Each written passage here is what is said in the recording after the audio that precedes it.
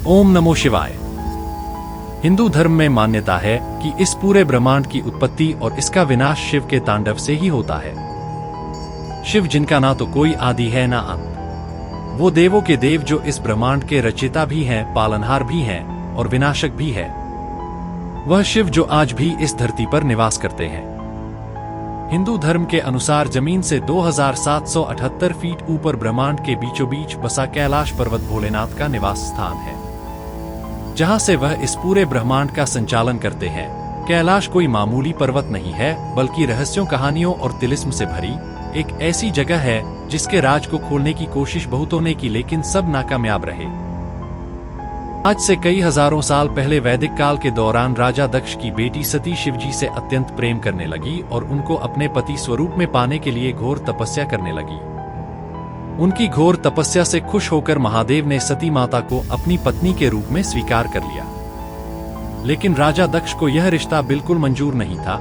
राजा दक्ष को शिवजी का रूप, रंग, उनका सदैव भूत प्रेतों से घिरे रहना, यह सब बिल्कुल पसंद नहीं था और उनको लगता था कि शिवजी उनकी बेटी के लायक नहीं थे। इसलिए उन्होंने इस रिश्ते को इनकार कर दिया। लेकिन उनकी मंजूरी के बगैर ही माता सती ने शिवजी से शादी कर ली और दोनों खुशी खुशी कैलाश पर्वत पर रहने लगे। लेकिन एक दिन सती मां को यह पता लगता है कि उनके पिता राजा दक्ष एक यज्ञ कर रहे हैं, जहां पर उन्होंने सभी देवी देवताओं को बुलाया है, सिर्फ महादेव को नहीं बुलाया है। इस बात पे सती मां अत्यंत क्रोधित हो जाती है और शिवजी के मना करने के बावजूद वह उस यज्ञ में चली जाती हैं और वहां जाकर अपने पिता से यह प्रश्न करती हैं कि उन्होंने उनके पति को क्यों नहीं बुलाया। इस बात पर राजा दक्ष शिवजी का घोर अपमान करते हैं, जिसे सती मां सह नहीं पाती है और उसी यज्ञ में कूदकर अपनी जान दे देती है। जब इस बात का पता महादेव को चला तो वह घोर पीड़ा में चले गए और उन्होंने अपना तांडव शुरू कर दिया। गुस्से और दर्द से भरे शिवजी ने तांडव करते हुए सब कुछ खत्म करना शुरू कर दिया। इस विनाश को रोकने के लिए विष्णु जी सहित बाकी देवी देवताओं ने आकर शिवजी को समझाया कि मां सती फिर से पार्वती के रूप में हिमालय की बेटी बनकर जन्म लेंगी। यह सुनकर शिवजी वापस इसी कैलाश पर्वत पर आ गए और ध्यान मग्न हो गए। तब तक जब तक माता पार्वती का जन्म हुआ और उन्होंने फिर से शादी की, और ऐसा माना जाता है कि तब से आज तक शिवजी मां पार्वती के साथ कैलाश पर रह रहे हैं।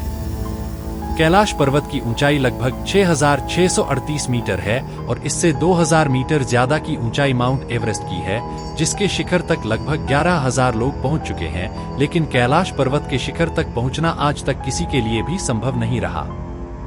जिन्होंने भी आज तक कैलाश के शिखर तक पहुंचकर इसके रहस्यों को उजागर करने की बात की है, उन्होंने हमेशा मुंह की खाई है।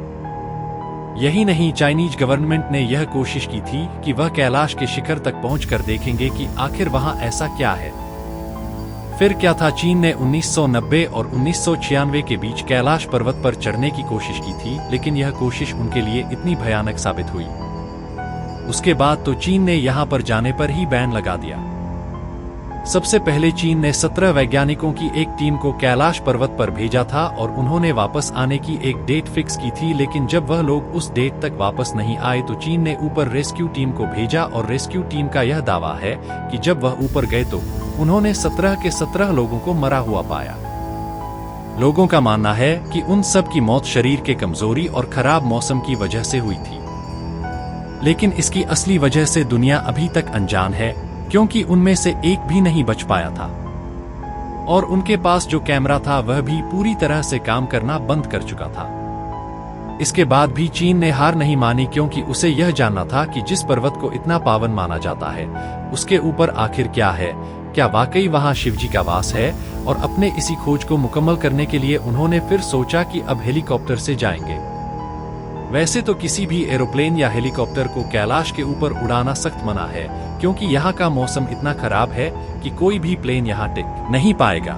लेकिन चीन ने फिर भी एक हेलीकॉप्टर को वहाँ भेजा और जब उनका सफर शुरू हुआ तो उन्हें कैलाश के बहुत खूबसूरत नज़ारे दिखे। लेकिन यह खूबसूरती ज्यादा देर टिकी नहीं और थोड़ी ही ऊंचाई पर जाने के बाद कैलाश के वातावरण में भारी बदलाव आ गए। थोड़ी ही देर में काफी जोर से बिजली कड़कने लगी और बर्फबारी भी होने लगी। उतनी ऊंचाई पर ऑक्सीजन लेवल भी कम था और इंजन भी अच्छे से काम नहीं कर रहा था और हवा का प्रेशर इतना ज्यादा था कि हेलीकॉप्टर को कंट्रोल करना बहुत मुश्किल हो गया था। साथ ही साथ उन्हें दिशा भ्रम भी हो रहा था। कई ट्रैकर्स जो माउंट कैलाश पर गए हैं उनका यह कहना है कि कैलाश पर्वत लगातार अपनी जगह बदलता रहता है और वह स्थिर नहीं है, जिस वजह से वहां जाने वाले लोगों को दिशा भ्रम हो जाता है। और हेलीकॉप्टर में बैठे लोगों के साथ भी यही हुआ, यहाँ तक कि उनके पास जो कंपास था वो भी पूरी तरीके से काम करना बंद कर चुका था। उन्हें पता ही नहीं चल रहा था कि वो किस तरफ जा रहे हैं। एक पॉइंट पर आके वहां का मौसम इतना खराब हो गया कि हेलीकॉप्टर में वार्निंग मैसेज बजने लगा, साथ ही पेट्रोल के कांटे भी काम करना बंद कर चुके थे। अब तक सबकी हालत खराब हो चुकी थी और सबको बस एक ही रास्ता दिख रहा था, वो था वापस जाने का, और उन सब ने यही किया, वो वापस आ गए। इस हादसे के बाद चीन बहुत डर गया था और उसने वहां फिर कभी ना जाने की सोची और फिर कैलाश के शिखर तक जाना सबके लिए बैन कर दिया। अब आपके मन में यह सवाल आ रहा होगा कि अगर वहां जाना बैन है तो फिर कैलाश की यात्रा क्या है जो लोग करते हैं। कैलाश की यात्रा को कोरा कहा जाता है, जिसमें तीर्थ यात्री पहाड़ के चारों ओर परिक्रमा करते हैं, जो कि 32 मील की दूरी है। तीर्थ यात्रियों का मानना है कि कैलाश पर्वत के चारों ओर परिक्रमा करने से आपके जीवन भर के पाप मिट जाते हैं और तो और इंसान को इस जीवन मरण के चक्र से भी मुक्ति मिल जाती है। कैलाश पर्वत पर इंसान की उम्र बहुत तेजी से बढ़ने लगती है। आमतौर पर हमारे नाखून और बाल बढ़ने में 2 हफ्तों का समय लगता है, लेकिन कैलाश पर्वत पर यह महज 12 घंटों के भीतर बढ़ जाते हैं। इसके साथ साथ इस पर चढ़ने वालों के बाल भी वाइट होने लगते हैं और उनके चेहरों पर झुर्रियां भी आ जाती हैं। अगर यह सब टाइम ट्रेवल नहीं तो और क्या है। माना जाता है कि यह शिव का कवच है ताकि कोई भी कैलाश पर्वत के ऊपर तक ना पहुंच पाए। आमतौर पर कैलाश पर्वत पर चढ़ने में काफी समय लग जाता है और अगर चढ़ते चढ़ते इसी तरह मानव का शरीर बूढ़ा होता गया और कमजोरी बढ़ती गई तो वह कभी वहां नहीं पहुंच पाएगा और वहां पहुंचने से पहले ही उसकी मृत्यु हो जाएगी। एक रशियन वैज्ञानिक अर्नेस्ट मुल्दाशिव ने अपनी पूरी जिंदगी कैलाश के खोज में बिता दी। इनका मानना है कि पर्वत के ऊपर एक बहुत ही बड़ी शक्ति है जो मनुष्य के समझ से परे है। उनका कहना है कि जब कैलाश पर्वत पर रात हो जाती है तो एकदम शांत माहौल में लोगों को डमरू की आवाज या ओम की ध्वनि सुनाई देती है। इनके अनुसार कैलाश की अलौकिक शक्तियां सिर्फ उसके ऊपर नहीं बल्कि उसके अंदर भी है। पिछले कुछ वर्षों में कैलाश यात्रियों ने सुबह के वक्त कैलाश पर अलग अलग तरह के चमकती हुई लाइट्स भी देखी है। कुछ लोगों का मानना है कि ये एलियन के यूफोज की लाइट है, लेकिन असल में ये लाइट्स ब्रह्मा मुहूर्त जो कि सुबह 3 बजे से लेकर 5 बजे तक रहता है, उसी दौरान शाइन करती हैं। यह समय हिंदू धर्म में बहुत पावन और पवित्र माना जाता है और लोगों का कहना है कि इस वक्त सभी देवी देवता कैलाश पर उतरते हैं और ये लाइटिंग्स उसी की चमक होती है। दोस्तों, हमको उम्मीद है आपको यह सब जानकारी अच्छी लगी होगी।